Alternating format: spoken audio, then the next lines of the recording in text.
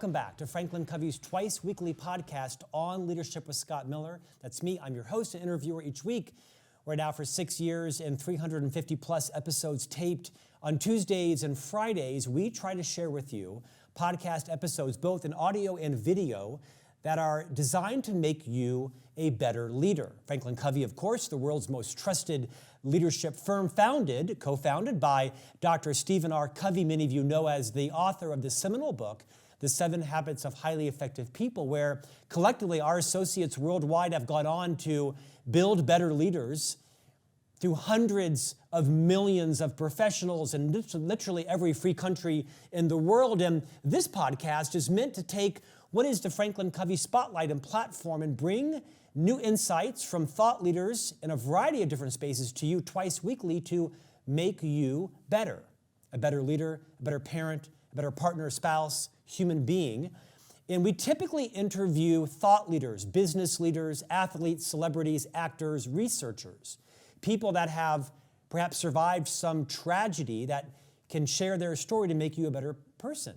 This is not a book review podcast, but oftentimes thought leaders have books, and typically, almost always, it's nonfiction authors. Today, however, we've taken a little bit of a pivot, and we're interviewing one of the most famous novelists of my lifetime. His name is Mitch Albom. You know him from his 8 #1 New York Times best-selling books.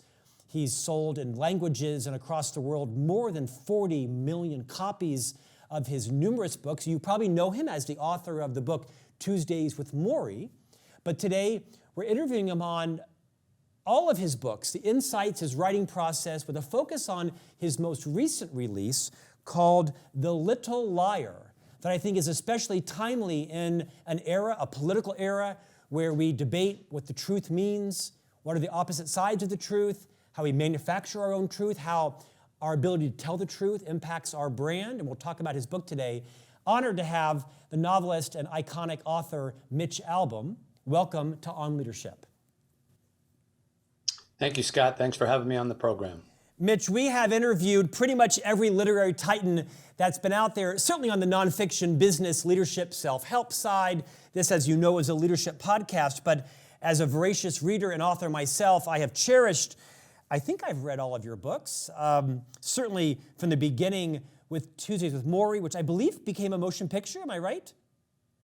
Yes, it did. I think the book that had the most impact on me was this book about the 5 people you meet in heaven. For the last few people that may be listening or watching our podcast that aren't aware of the amount of time you've spent writing the last couple of decades, would you just maybe reorient everybody to your career as an author? I don't think you were born an author. Talk about what got you into the business and give maybe a broad landscape of what has brought you now to your most recent book, The Little Liar.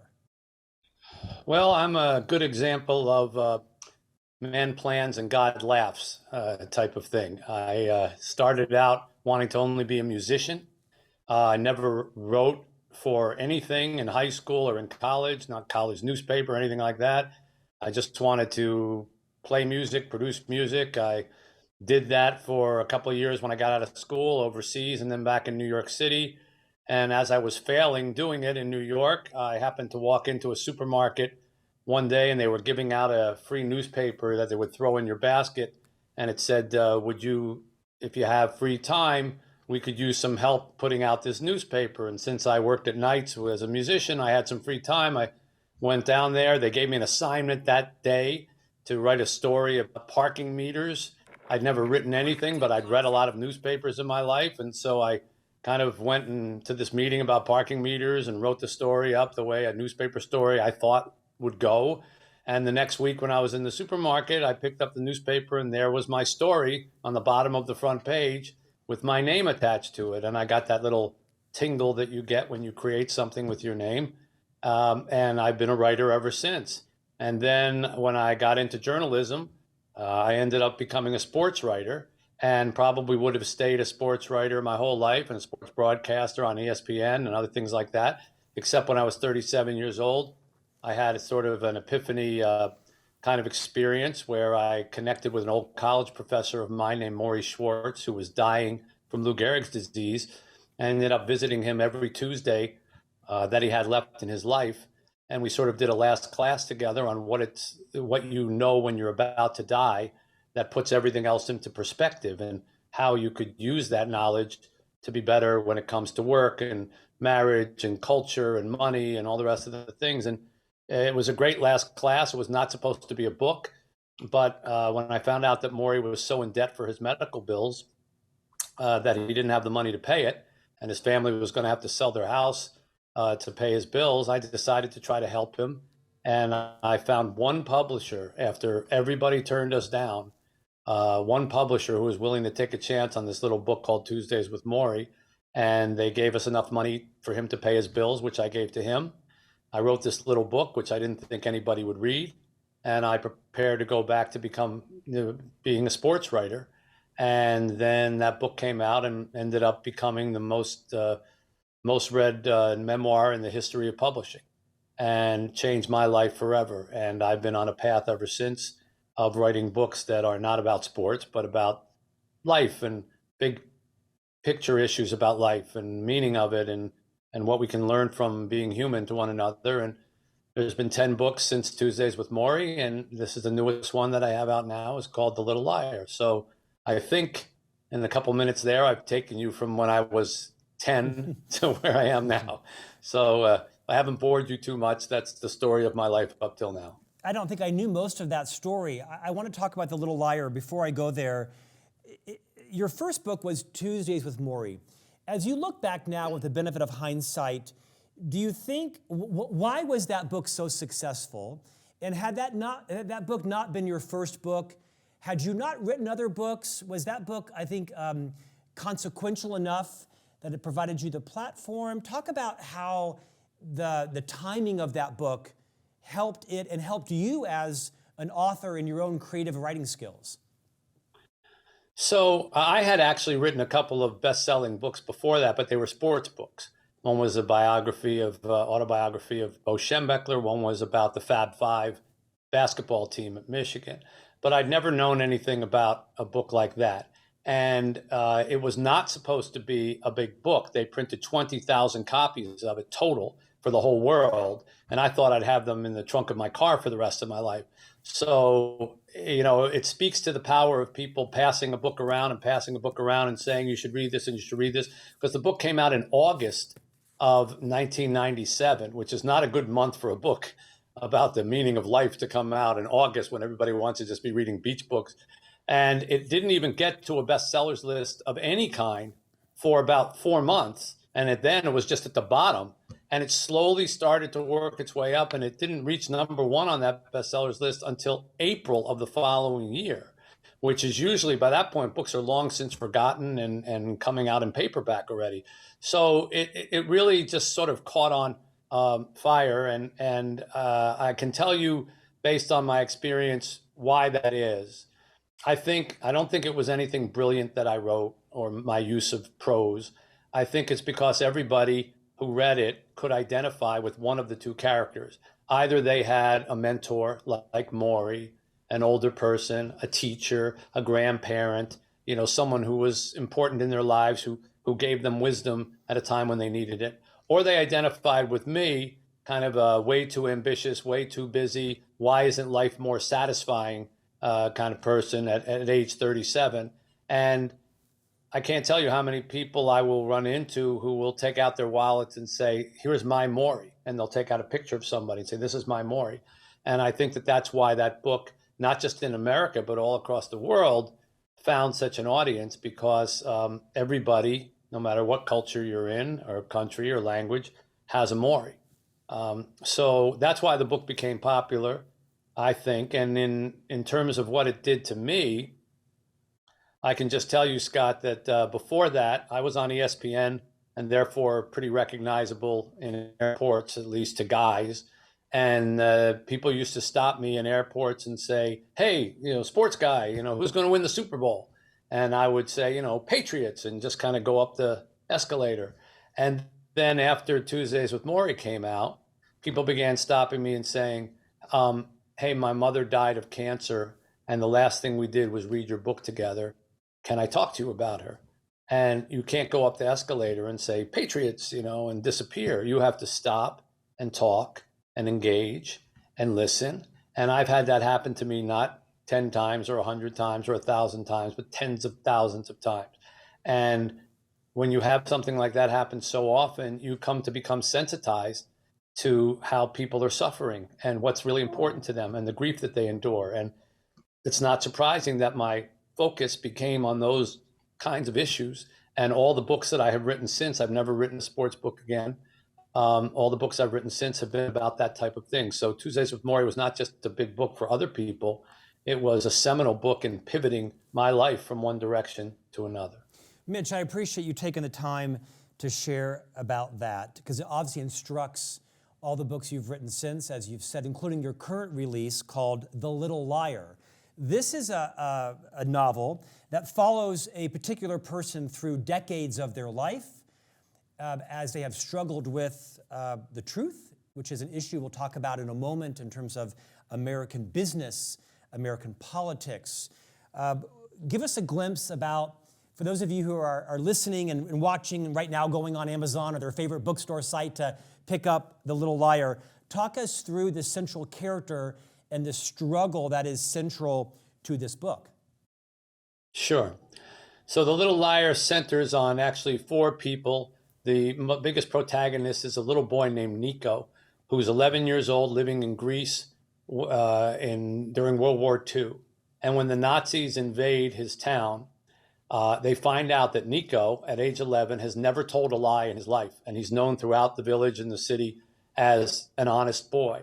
And so they decide to use him as a weapon.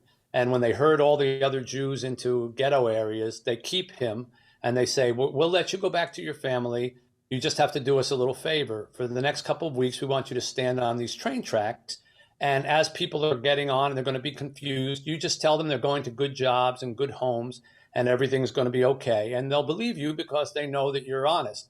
And so because he's never lied before and he has no reason to suspect otherwise, he does this until the very last train is sent out and he sees his family and this little girl that he sort of loves being shoved into a boxcar and they're screaming at him. And that's when he realizes and finds out that these trains are actually going to the concentration camps, into Auschwitz.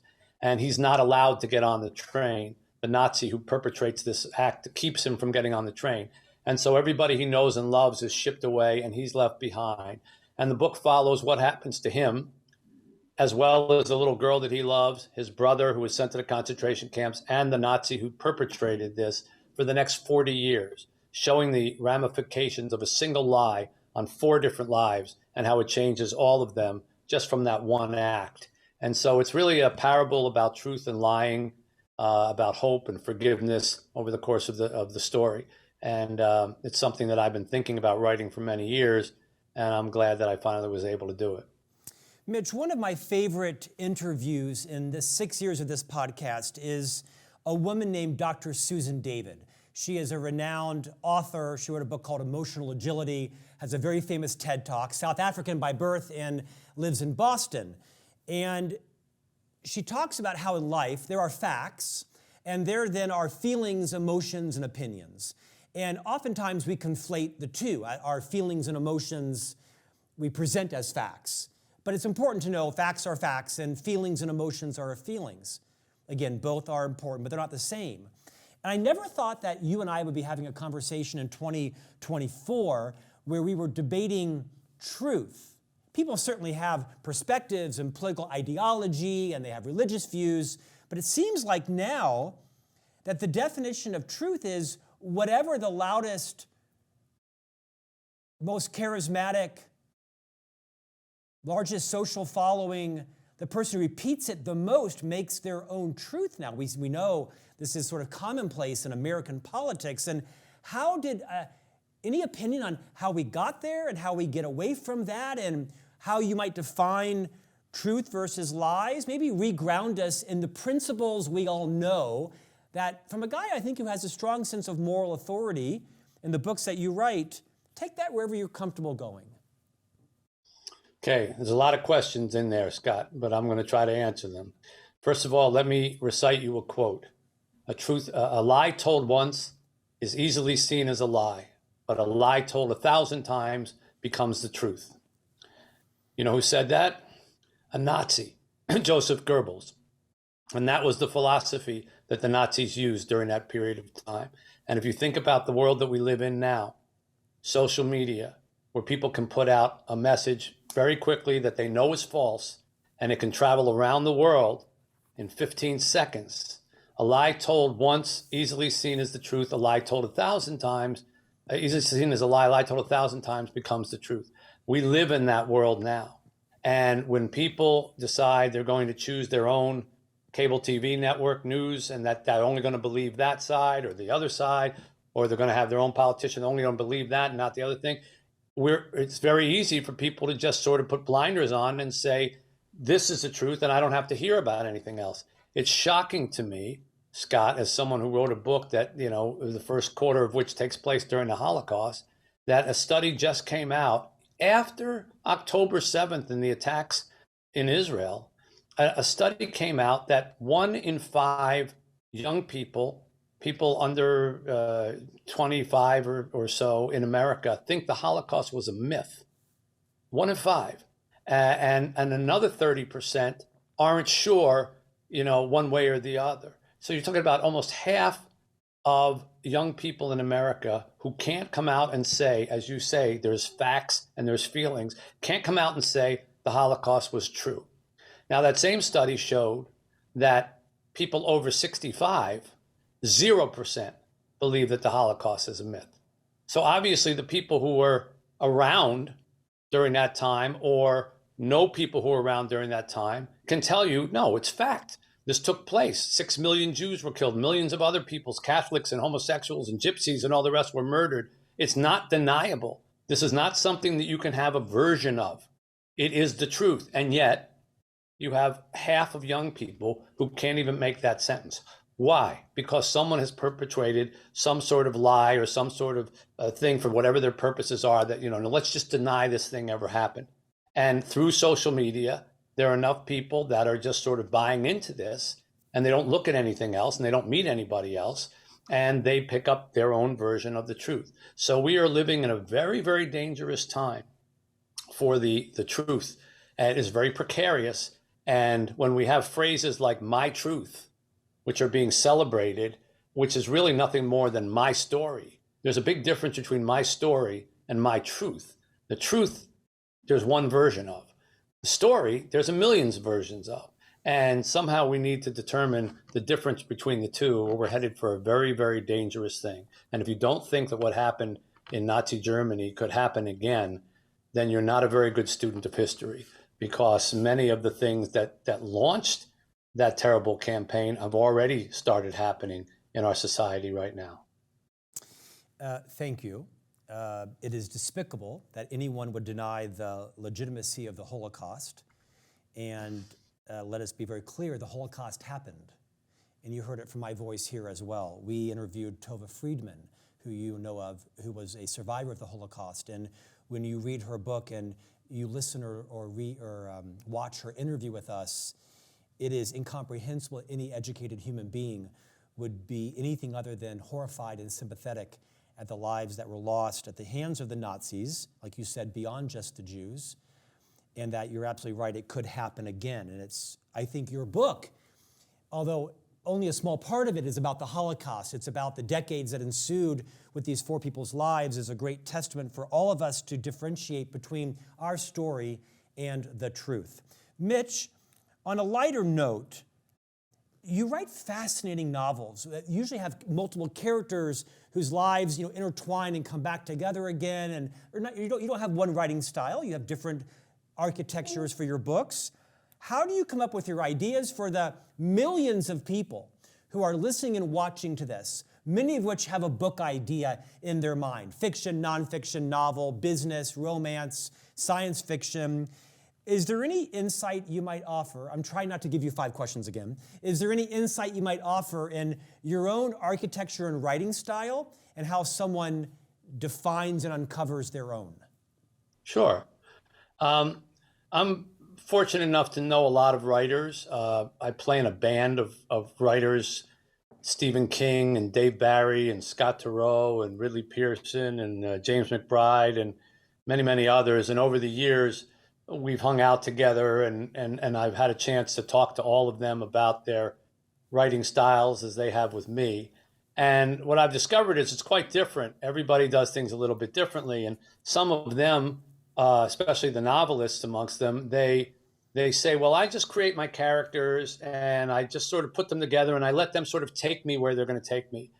And I look at that with stunned eyes because I don't know how that works. If I were to ask my characters where are that you're going to take me, they would look up at me from the table and say, how the hell do we know? You created us, you're supposed to be telling us. So I work a little bit differently. I don't decide to make a book just because I think I have a good idea for a character, or even because I think I have a good idea for a plot. I decide to write my books, and again, this is just unique to me. Others do it quite differently. I try to pick a theme or a lesson that I think is important to me, that I want to say something about. And I come up with that long before I come up with a plot or a character. So The Five People You Meet in Heaven, which you mentioned, Scott, is a book that you've enjoyed. So the idea of that book was not to write a book about heaven. The idea of that book was that there's no such thing as a nobody, that everybody counts. I had an uncle of mine who died thinking that he was a nobody. He would always say, I've never been nowhere, never done nothing, I don't matter to anybody. And I always thought that was terrible because I loved him and I could never really convince him that he was important. So that was the idea behind The Five People You Meet in Heaven. But I found that I could tell that story by creating a story about a man who dies thinking that he didn't save a little girl from an amusement park accident, goes to heaven and thinks that he's a nobody, and goes to heaven and finds five people in his life who tell him, no, you did this and changed my life forever. You did this that changed my life forever. You did this that changed my life forever. So I try to do that with all of my books. I get a theme, and then I put the characters and the story around it. And so if someone is trying to contemplate doing a book in the nature of the kind that I write, I would say that might be a better way to do it. First, decide, what your North Star is going to be in terms of what message do you want to say. With The Little Liar, I wanted to talk about how precious truth was and what would you do to be forgiven the biggest lie that you ever told. And with that in mind, I started to create this story about this little boy and in Greece and the Nazis and the Holocaust and all the things that come around it. But it didn't start with characters. It started with the theme or the lesson that I wanted to get out, and then I built the characters and the storyline around it. Anything interesting to share in terms of when and how you write? Is there a cadence? Do you tend to take years or months? Is it every day at 3 a.m.? What works for you that might inspire people to find their own? And maybe you give permission to people that are writing books on how to find Well, their own yeah. Yeah, sure. I hear that a lot. And let me tell you that all those writers that I mentioned before that are in the band or that I know, every one of them treats writing like a job. None of them sit around and saying, well, I'm just waiting for the muse to hit me. I'm waiting for, 3 a.m. lightning's going to strike and I'm going to wake up and I'm just going to start typing. It doesn't work like it does in the movies. Every one of them, from Stephen King to Amy Tan to Dave Barry, or disparate writers, just those three right there, they all get up every day and treat it like a job and go to work at it. And I do the same thing. My writing technique, and it just works for me. I get up in the morning early, 6:37, something like that. And I go right to writing. I'll grab a cup of something to drink and I go right to sit down and write. I don't watch anything. I don't read anything. I don't turn on any music. I don't have any other input. I want my brain to be, devoid of any ideas in the morning, so that I can just have the ideas for my writing. And then I sit down and I write, and I don't write probably more than 2 to 3 hours a day. I've learned over time that you can sit in front of a computer all day long. That doesn't mean words are going to come. That you have a certain amount of gas in the tank, and you should recognize how big your tank is and just drive until you run out of gas. And for me, that's about 2.5 hours, 3 hours, but I do it every day. Not just Monday through Friday, but every day. And I always try, and I found this to be a good technique, I try to finish on an upbeat note, like when things are going well. Because if you're in a paragraph or a chapter that's just not working and it's terrible and you don't like what you're writing and you go, I'll just get up and I'll do it tomorrow. But then when you wake up in the morning, you're not very excited about coming back down to it because you left a big pile of turd there, and so you try to quit when things are going good so that when you wake up the next morning, you can't wait to get back down there because there's something, positive that you're working on. So I always found that to be a good technique too. Mitch, of your numerous books, how many have become movies? Just one? The first one? No, four. Four have been made into movies, and I've done 10 books. No, I've done 12 books if you count the sports books. All but two have been optioned and are in the process of various stage of becoming movies or television series or streaming series or things like that. Well, given that track record, does that instruct how you write books? Because potentially this might become a major motion picture or made for TV, and there you think about the characters, or are you write agnostic of that? No, I never do that. And I think every writer, when they write fiction, probably has a face in mind of what their character looks like. And frequently that face may end up being an actor, because we know actors that way, or it might be somebody that in your life, and you say, oh, he looks kind of like that guy I went to school with, or he looks like that woman who works at the grocery store. She looks like that. But I think if you start writing thinking, oh yeah, I'll write this way so they'll want to make a movie out of it, then you end up with neither a book nor a movie. People want to make movies out of great books. Sometimes they succeed, and sometimes they ruin it. And we all know examples of both. But what inspires people to want to see a movie version of it isn't a book that's written like a movie. It's a book that's just a great read. And when you're finished it, you want to see it in some other form. So I only concentrate on trying to write a good book. And then, if somebody wants to try to make a movie out of it, fine. The old joke was, I think it was Ernest Hemingway who said, if you want your, books to be turned into movies, you should run to the California-Nevada border holding your manuscript, and you should throw all the pages over the line to California, and then you should run the opposite direction, because you're not going to like what's going to happen to it, and it's not going to be yours anymore. And I've seen that happen in the books that I've had transferred into movies, and even the ones that are being transferred into movies. And you have to sort of accept that, and you just have to say a book is a book, a movie is a movie. What works in one doesn't necessarily work in the other. And really, if it's a movie's 2 hours long. Think about when you read a book, how far into the book are you after 2 hours? You might be, 60 pages in. The book might be 400 pages. So what does that tell you? That the other 340 pages don't get made. So a book, movie has to, by its very nature, be very, just a shred of what the actual book is. And you can't start getting upset over that and saying, oh, well, they didn't have this in, or they didn't include this, or whatever. The best you can hope for is that the book is a good book and the movie is a good movie.